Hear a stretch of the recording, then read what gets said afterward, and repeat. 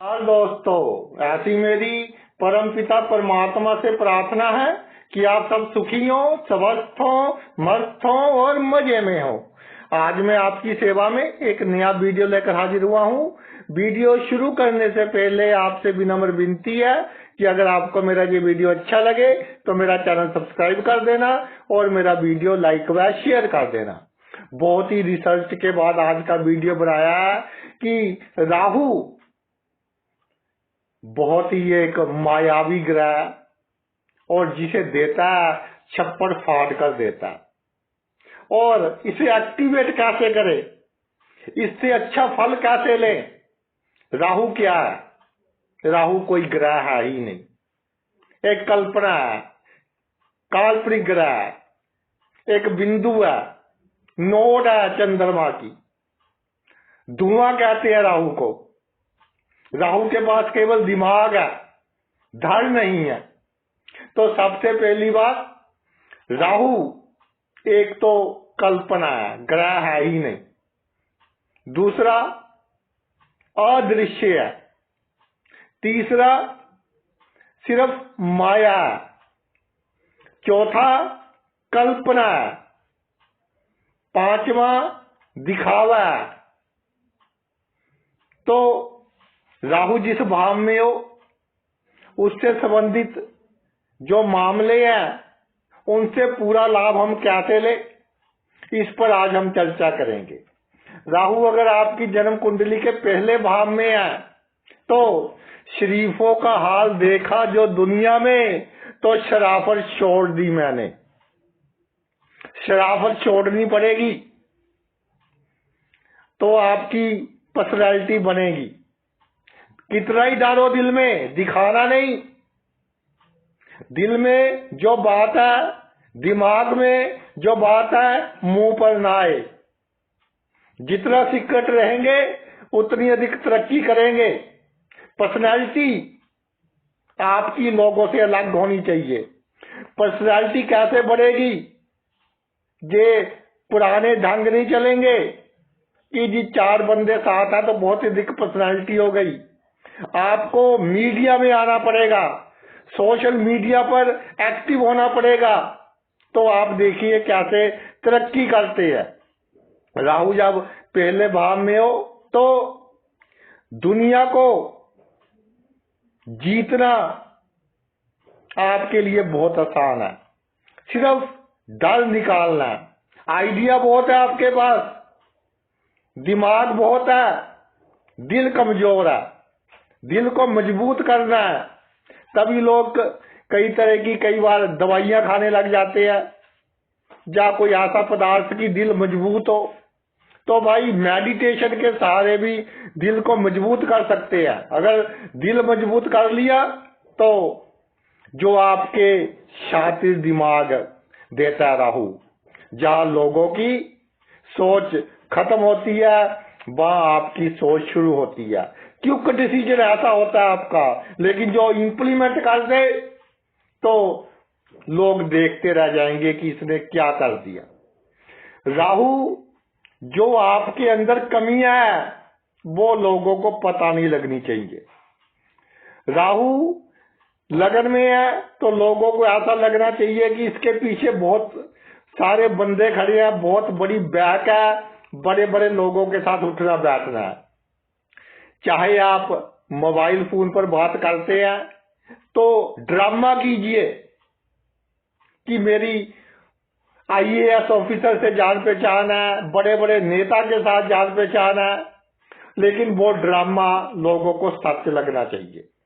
तो देखिए कैसे राहु आपको अच्छा फल देता है। अगर आप इस चक्कर में पड़ गए कि ये मेरे असूल है, ये मेरे असूल के खिलाफ है, तो जिस भाव में राहु है असूल तो आपके काम ही नहीं आएगा। असूल को रखिए एक स्थान पर, जो आपके काम आएगा आपका शातिर दिमाग। सिर्फ गरीबों का, जरूरतमंदों का, इनका शोषण नहीं करना और इनको इनका बनता हुआ लाभ देना है।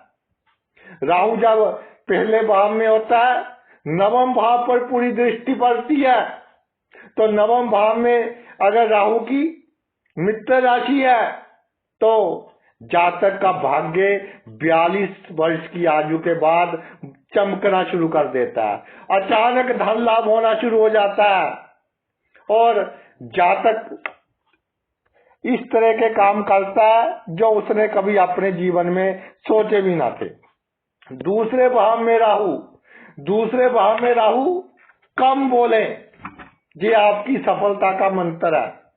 जो बोले वो राजनीतिक ढंग से बोले, डिप्लोमेटिक ढंग से बोले, यानी कि जो आपके अंदर है वो उससे उल्ट बात बाहर आनी चाहिए।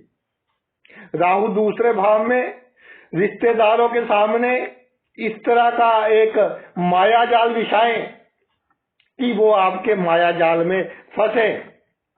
रिश्तेदारों के सामने ये शो करे कि हम बहुत बड़ी हस्ती हैं, तो रिश्तेदार आपको बहुत लाभ देंगे, नहीं तो आपको चूना लगाने में आपके रिश्तेदार कोई कसर नहीं छोड़ेंगे।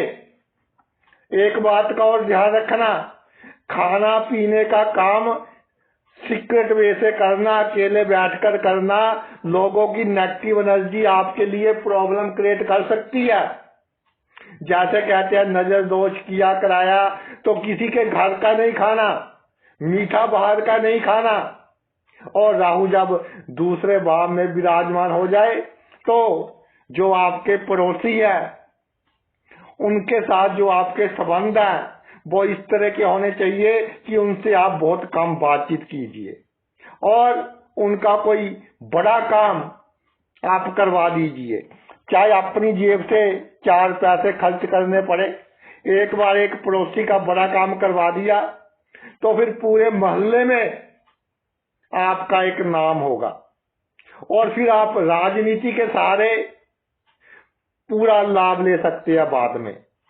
धन के मामले में जो आपने धन कमाना है, अगर आप के जो कन्वेंशनल मेथड है, जो परंपराएं चली आ रही हैं, उस तरीके से धन कमाने में जुटे रहे, फिर आप भाई दाल रोटी चलेगी। अगर आपने अमीर होना है, लीगल अलीगल दोनों ढंग आपको अपनाने पड़ेंगे, क्योंकि राहु है। राहु केला लीगल ढंग को नहीं मानता, लेकिन गरीबों का, जरूरतमंदों का, उनका शोषण बिल्कुल नहीं होना चाहिए। और दूसरे भाव का राहु है जो आपकी वाणी है, आपकी वाणी इस तरह की हो कि बड़े से बड़े बंदे को हिप्नोटाइज कर दे। आपको इसकी प्रैक्टिस करनी पड़ेगी, इसका अभ्यास करना पड़ेगा कि दूसरे के साथ कैसे हम बिहेव करें, कैसे बातचीत करें, हमारे एक्शन कैसे हो कि दूसरा बंदा हमसे बहुत अधिक इंप्रेस हो। चाहे आपके पास कुछ नहीं, लोगों को ऐसा दिखावा करे कि मेरे पास इतना बैंक बैलेंस है, इतनी इन्वेस्टमेंट शेयर मार्केट में की हुई है, वो बंदा भी मेरा दोस्त है। तो ये आपको दिखावा विद प्रूफ करना पड़ेगा, चाहे आपको कहीं ना कहीं से कोई इस तरह के प्रूफ क्रिएट करने पड़े जो फेक हो, लेकिन विद प्रूफ एक बार जनता को आपने अपने पीछे लगाना है। राहु तीसरे भाव में विराजमान हो, परिश्रम करने से कुछ नहीं होगा। जिसका राहु तीसरे भाव में है, कितनी ही मेहनत करता रहे, कुछ नहीं होगा। आपका दिमाग, आपकी साम दाम दंड भेद की नीतियां ये आपको कामयाब करेंगी। नहीं तो आपके आसपास के लोग, भाई बंधु कजन्स जो बहुत नजदीकी है, जब तक आपको जूझ करते रहेंगे तब तक तो आप बहुत अच्छे हैं, और उसके बाद आपको तगमा मिलेगा कि इससे बुरा तो कोई बंदा ही नहीं है। फिर आप माथे पर हाथ रखकर बैठेंगे। तो पहले ही अपना शास्त्रीय दिमाग को एक्टिवेट करें। मैं ये नहीं कहता कि हमने किसी भाई बंधु का नुकसान करना है, मैं ये कहता हूं कि कोई हमारा नुकसान ना कर सके, कोई हमारा हक ना मार सके। राजनीति में कामयाब हो गए आप, बहुत ऊपर पोजीशन पर पहुंचेंगे, लेकिन उसके लिए आपको ये जो शराफत है वो छोड़नी पड़ेगी। अगर असूलों पर चलते रहे कि जी मेरे तो प्रिंसिपल ये है, तो फिर आप कामयाबी हासिल नहीं कर पाएंगे। और जो ये तीसरा भाव है, ये भाव है दूसरों की सहायता का। सबकी सहायता करे दिखावे के लिए। जहां आपको डर हो, मैं जहां फंसूंगा वहां से भाग जाना। डिप्लोमेसी है ये, राजनीति है ये। जहां राहु है वहां राजनीति करनी पड़ेगी, नहीं तो राहु से आपको नेगेटिव फल ही मिलेगा। और चार लोगों के सामने किसी की सहायता करनी पड़े तो चाहे 4 पैसे खर्च हो जाए, सहायता करे, तो देखिए कैसे आपका मान सम्मान फैलता है इस दुनिया में। ये जो दुनिया है ना, ये दुनिया, मैं कई बार कहता हूं कि इसमें जीना जो आज का युग है बहुत मुश्किल है।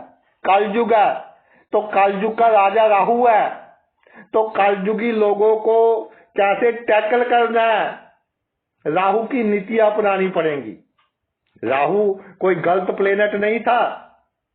इस विषय में कभी बाद में चर्चा करेंगे कि मेहनत तो राक्षसों ने की, और जो आपका समुद्र मंथन में अमृत था वो देवते ले गए। तो भाई मेहनत तो राहु करता है ना, मेहनत करवाएगा, लेकिन साथ में राहु कहता है कि शातिर बुद्धि का भी यूज करना है। धोखे से देवताओं के बीच आकर राहु बैठ गया और वहां से अमृत पी लिया उसने, तो अभी तक अमर है। आ गया जी चौथा भाव। चौथे भाव में राहु, बंधु मेरी एक बात याद रखना, चौथे भाव में राहु, आज मैं आपसे कड़वी बातें कर रहा हूं। चौथे भाव में राहु है, आपको जो आपकी संपत्ति में आपका हक है, पैतृक संपत्ति है या कोई और संपत्ति है, साझेदारी में कोई संपत्ति है जो जिसमें आपका हक है, तो आपके आसपास के लोग पूरी साम दाम दंड भेद होशियारी चालाकी पूरी नीतियां लगा देंगे कि आपको हक ना मिले। माता का आपने बहुत किया, लेकिन लाभ कोई दूसरा ले जाएगा। क्यों? क्योंकि आप में दिखावा नहीं है, आप में छलावा नहीं है। जो आपके अंदर है वही आपके बाहर है। इसी को ही चेंज करना है। 24 वर्ष से पहले इसको चेंज कर ले, वरना चौथे भाव का राहु आपको ऐसा झटका देगा संपत्ति के मामले में, प्रॉपर्टी के मामले में, रिश्तेदारी के मामले में, सुख के मामले में। अपनों से लड़ना बहुत मुश्किल है, अपनों से धोखा खाना बहुत मुश्किल है, लेकिन अगर आप सीधे साधे बने रहे, आपके अपने ही आपको धोखा देंगे। बहुत बड़ी ट्रेजेडी है चौथे भाव के राहु में। माता जिसने बच्चे को जन्म दिया, और माता के लिए सभी बच्चे समान होते हैं, लेकिन दूसरे अच्छा बनकर माता से अधिक लाभ ले जाएंगे। और जिनका चौथे भाव में राहु है, तो भाई वो देखते रह जाएंगे। और जो आपको प्रॉपर्टी मिल रही है उसको प्राप्त कर छोड़ रहा है, उसके लिए झगड़ा नहीं करना, कोर्ट केस नहीं होने देना, साम दाम दंड भेद का उपयोग करना। जो आपके प्रतिद्वंदी है उनको आपस में लड़ाकर या कोई ऐसी चाल चलकर आपने प्रॉपर्टी प्राप्त करनी है। अगर आपका पंचम भाव में राहु है, पंचम भाव में राहु है, तो एक बात मैं कहता हूं कि जातक बहुत इंटेलिजेंट होता है। तो जब साहब आपको कहते हैं कि जी बंदा बहुत इंटेलिजेंट है, तो बंदे की पहले ही वो हो जाता है कि 7वें आसमान पर हो जाता है कि जी मैं तो बहुत इंटेलिजेंट हूं। आपको ये जो लोग इंटेलिजेंट कहते हैं ना, ये आपके लिए गाली के समान है। क्यों गाली के समान है? क्योंकि आप अच्छे और बुरे में अंतर करने की कोशिश ही नहीं करेंगे। ऑपोजिट सेक्स के लोग आपका जूझ करेंगे। ऑपोजिट सेक्स के लोग जूझ एंड थ्रो वाली राजनीति अपनाएंगे। और एक बात मैं आपको बता दूं कि आप अपने आप को इंटेलिजेंट समझते हैं, अपनी संतान को के जो विचार है उनसे आपके विचार उल्ट होते हैं। तो जो आपकी संतान के विचार है, क्योंकि संतान आपकी सबसे बड़ी प्रॉपर्टी है, सबसे बड़ी इन्वेस्टमेंट संतान पर कीजिए जो आपके बहुत काम आएगी। संतान के विचारों को समझें और उस पर सबसे बड़ी इन्वेस्टमेंट करें, पैसा खर्च करें। संतान के सामने ईगो नहीं, लोगों के सामने तो आप ईगो करते नहीं। जो आपके बहुत करीबी हैं, बाहर के लोग, उनके तो आगे पीछे भी आप भागते हैं और संतान के मामले में तर्क वितर्क करते हैं, तो ये सही नहीं है। संतान को ऊपर उठाना आपकी जिम्मेदारी है, उसमें इन्वेस्टमेंट कीजिए तो आपको बहुत बड़ा लाभ होगा। और इसमें एक बात और है कि पिछले जन्म के कर्मों का फल तब मिलेगा आपको जब आप पूरी तरह से डिप्लोमेसी से चलेंगे, कूटनीति से चलेंगे। अगर लड़ाई झगड़े से काम करेंगे, कभी इस रिश्तेदार का गला पकड़ लिया, कभी उसका गला पकड़ लिया, तो कुछ बनने वाला नहीं है आपका। जो रिश्तेदार आपको पता है कि मेरा अच्छा नहीं चाहता, उसके भी चरण स्पर्श करो, जिससे आपको लाभ लेना है। लाभ लेने के बाद अगर आपको लगता है कि ये मेरा बुरा चाहता है, तो उसको एक तरफ कर दो, आप आगे चलो। और एक बात का ध्यान रखना, जब पंचम भाव में राहु विराजमान है, टेंशन नहीं लेनी। जब भी आप बहुत बड़ी मुसीबत में होंगे, खुद ईश्वर आकर आपकी सहायता करेगा। और अपनी पर्सनल बातें सीक्रेट रखनी है, बेडरूम की बातें सीक्रेट रखनी है। आपके जो लव अफेयर्स वगैरह, रिलेशंस वगैरह थे लाइफ में, उनको बिल्कुल आपने सीक्रेट रखना है। छठे भाव में राहु, छठे भाव में राहु कहते हैं जी दुश्मन नाश करता है। दुश्मन नाश इसके लिए आपको, क्योंकि काल पुरुष की कुंडली के हिसाब से बुध की राशि है, इसमें बुद्धि का उपयोग करना होगा। दुश्मन का काम पहले करे, विरोधियों को साथ लेकर चले और उनसे पूरा लाभ लें। अपने बंदों को समझाएं कि भाई आप तो हमारे अपने हैं, पहले इनको अपने वश में कर ले। जब आपके वश में हो जाए, फिर जिन्होंने आपके साथ प्रॉब्लम क्रिएट की है, आप प्रॉब्लम क्रिएट करें। एक राजनीति से दुश्मन को दोस्त बनाकर धोखा देना है, तो कैसे आप राजनीति में कामयाब होते हैं?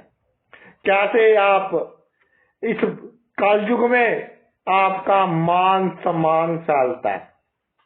और अगर आपने ये नीति यूज नहीं की, सोचते रह गए, फिर गैस की प्रॉब्लम होगी, एसिडिटी की प्रॉब्लम होगी, कोई ना कोई क्रोनिक बीमारी लग जाएगी, लंबी दवाइयां खाते रहना। फिर दिमाग को तो इमोशनलेस कर दे। दुश्मनों के मामले में दुश्मन नाश करना है, राजनीति में आगे बढ़ना है, जो आपका नौकरी है, जो आपका कारोबार है, उसमें आगे बढ़ना है, चाहे आपको कोई भी नीति अपनानी पड़े।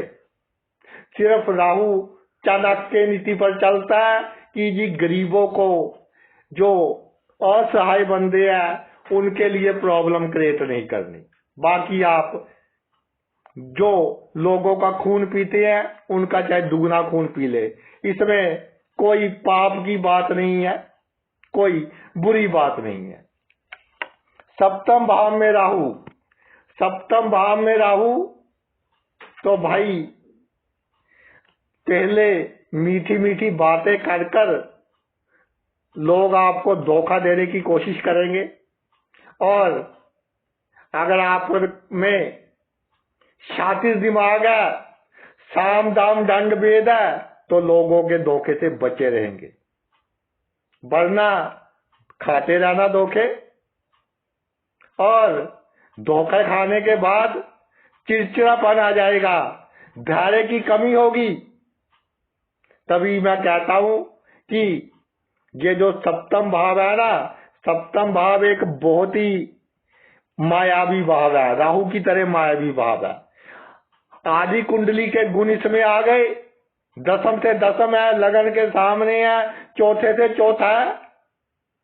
तो जब इसमें राहु आ जाता है तो आपको अपना जो दिमाग है उसको तीखा करना पड़ेगा, शातिर दिमाग को एक्टिवेट करना पड़ेगा, नहीं तो पार्टनरशिप में जो आप काम करेंगे उसमें नुकसान होगा। जितना अपने जीवन साथी को खुश करने की कोशिश करेंगे उतना ही आपका जीवन साथी आपको ताने मारेगा, तरह तरह की बातें सुनाएगा। और किसी पर कोर्ट केस नहीं करना, कोर्ट केस का लंबा चलता है तो लंबा काम राहु को पसंद नहीं है, राहु को तुरंत इम्पैक्ट चाहिए। एक बुजुर्ग था तो उसका लंबे समय से कोर्ट केस चल रहा था, तो जज साहब ने फैसला सुनाया और उस बुजुर्ग के हक में फैसला सुना दिया। तो उस बुजुर्ग ने कहा जज साहब को कि भाई परमात्मा तुझे इंस्पेक्टर बना दे पुलिस में। तो जज साहब बोले कि भाई मैं जज हूं, मेरी इतनी बड़ी पावर, और इंस्पेक्टर की पोस्ट भाई छोटी होती है। तो उसने कहा कि जी कुछ जब मेरा केस शुरू हुआ 15 साल पहले, तो इंस्पेक्टर साहब बोले थे कि मुझे इतने पैसे दे दो, तेरा काम करवा देता हूं। तो उससे कई गुना अधिक पैसे लग गए, मौत के किनारे आ गया, अब जाकर फैसला हुआ। तो मेरे लिए तो इंस्पेक्टर ही बड़ा है। तो राहु को ये कोर्ट केस पसंद नहीं है, राहु को तुरंत रिजल्ट चाहिए। तो आप कोर्ट केस में विश्वास ना रखना, या तो ले देकर निपटारा, या फिर साम दाम दंड भेद शातिर, मीडिया की बरतों, प्रोपोगंडा, इसका उपयोग कर कर आपने जीत हासिल करनी है। अगर आपका राहु अष्टम भाव में विराजमान हो जाए, जब आपका राहु अष्टम भाव में विराजमान हो जाए, तो अगर आपने थोड़ा सा भी दिखावा करना कम कर दिया, अगर आप कुछ समय के लिए भी शरीफ हो गए, तो इतनी मानसिक चिंता आएगी, इतना डिप्रेशन आएगी, आपको कई बीमारियां लग जाएंगी। तभी कहते हैं कि अष्टम भाव में राहु हो, आपको कानून की पढ़ाई करनी चाहिए। कानून, कोई वकील है तो आप जो उसको बताएंगे कि जी मैं ऐसे केस करना चाहता हूं, वो पूरी तरह से लैंग्वेज ही चेंज कर देते हैं। इसी तरह पूरी तरह से आपको अपनी सोच चेंज करनी होगी, नहीं तो बड़ा लाभ होने से रह जाएगा। बड़ी बड़ी अपॉर्चुनिटीज आपके लाइफ में आएगी, लेकिन वो आप प्राप्त नहीं कर पाओगे। लेकिन अगर साम दाम दंड भेद की का उपयोग करोगे तो आप बड़ी से बड़ी अपॉर्चुनिटी को जाने नहीं दोगे। राहु कहता है रिस्क लो, राहु कहता है दिखावा करो। अष्टम भाव में राहु कहता है गुब्बारे की तरह फुलाओ अपने आप को, अंदर चाहे कुछ भी नहीं, बाहर से बहुत बड़ा लगे। तो देखिए कैसे आपको अचानक लाभ होता है, कैसे आप बहुत अच्छी पोजीशन पर पहुंचते हैं। अगर शराफत अपना ली फिर दवाइयां खाते रहना। 9th हाउस में राहु, भाग्य भाव में राहु, भाग्य भाव का राहु काल पुरुष की कुंडली के हिसाब से धनु राशि, कुछ आचार्य इसको राहु को नीच का मानते हैं। तो इसका अर्थ ये है कि लोगों की नेगेटिव एनर्जी का इम्पैक्ट आपके भाग्य पर बहुत जल्दी होगा। आपके रिश्तेदार, आपके जान पहचान के लोग आपकी तरक्की बर्दाश्त नहीं करेंगे। और नवम भाव में जब राहु विराजमान हो जाए तो कहा जाता है जन्म भूमि से दूर जातक तरक्की करता है। और देखने में भी ये आया है कि जन्म भूमि से दूर जातक तरक्की करता है। जन्म भूमि से दूर आप जाए, वहां पर भी बगुला वक्त बनना है, बाहर से शरीफ और अंदर से कोई आपको धोखा ना दे पाए, नहीं तो आपको वापस अपनी जन्मभूमि पर आना पड़ेगा। बाहर जाकर भी आपको साम दाम दंड भेद सोशल मीडिया की इस तरह की बरतों करनी है, इस तरह का उपयोग करना है कि आपकी पर्सनालिटी को बहुत अधिक बढ़ाए। इस तरह का दिखावा करना है, इस तरह का प्रोपेगेंडा करना है कि आप लोगों को लगे कि आप बहुत बड़ी एक हैसियत है। पता नहीं आप कौन सी शान। आ गया दसम भाव में राहु। राहु का मास्टर स्ट्रोक दसम भाव। राहु दसम भाव में पिछले जन्म के बहुत अच्छे कर्मों का फल, जिसका कालयुग में राहु दसम भाव में आ गया। जातक के में बचपन से ही गुण होते हैं, साम दाम दंड भेद, शातिर दिमाग, किसी से कैसे काम निकलवाना है, और बड़े बंदे से काम हो उसके चरणों में गिर जाएगा, छोटे बंदे से काम हो उसका गला पकड़ लेगा। यानी बचपन से ही जातक में क्वालिटीज होती हैं। इन क्वालिटीज के सहारे जातक का कोई भी प्रोफेशन है, कोई भी फील्ड है, बिजनेस है, नौकरी है, पॉलिटिक्स है, बहुत हाई लेवल जातक प्राप्त करता है। दसम भाव का राहु कुंडली में राहु की बेस्ट पोजीशन है। अगर अपनी मित्र राशि में आ जाए तो जातक गरीब से गरीब परिवार में जन्म लेकर भी बहुत ऊंची ऊंची पोजीशन हासिल करता है। उसकी सिग्नेचर की एक वैल्यू होती है, उसकी कलम में किसी का अच्छा या किसी का बुरा करने की शक्ति होती है। और दसम भाव का राहु जातक का बड़े बड़े लोगों के साथ उठना बैठना करवाता है। जातक छोटी छोटी प्रॉब्लम से डरता नहीं है।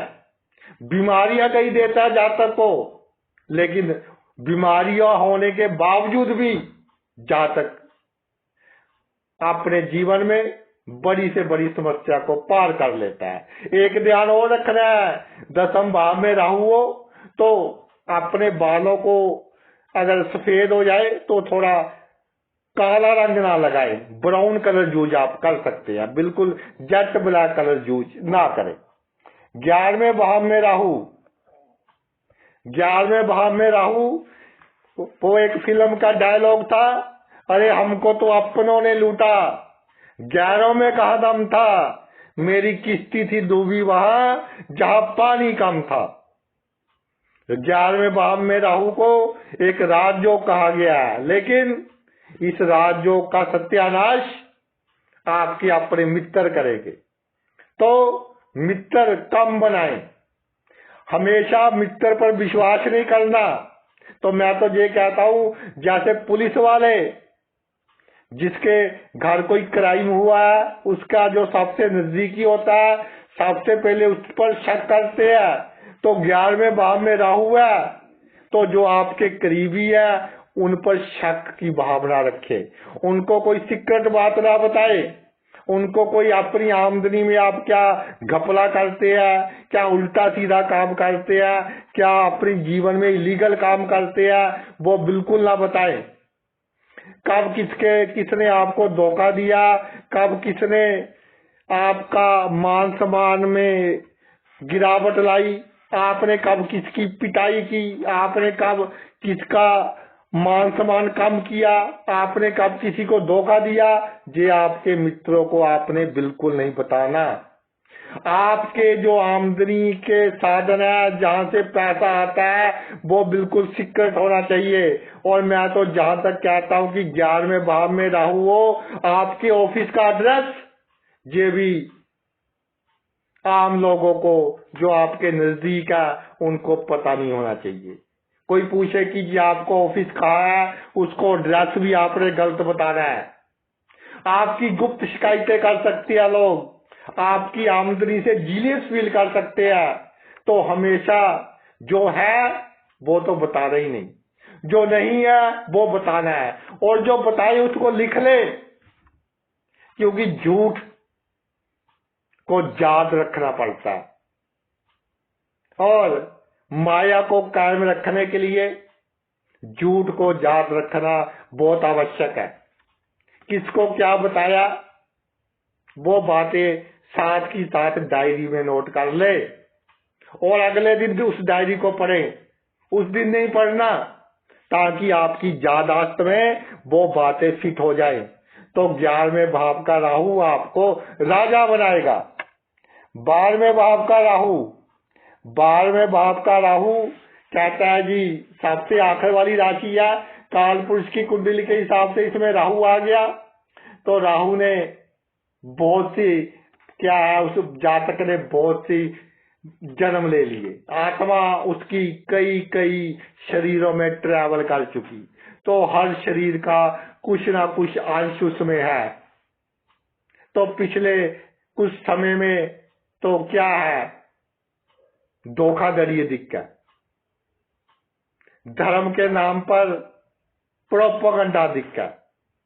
तो राहु 12वें भाव में है, तो जातक वहां जाना चाहेगा जहां पर धर्म का प्रचार कम हो और लोग में ह्यूमैनिटी अधिक हो, यानी मनुष्य की कदर हो।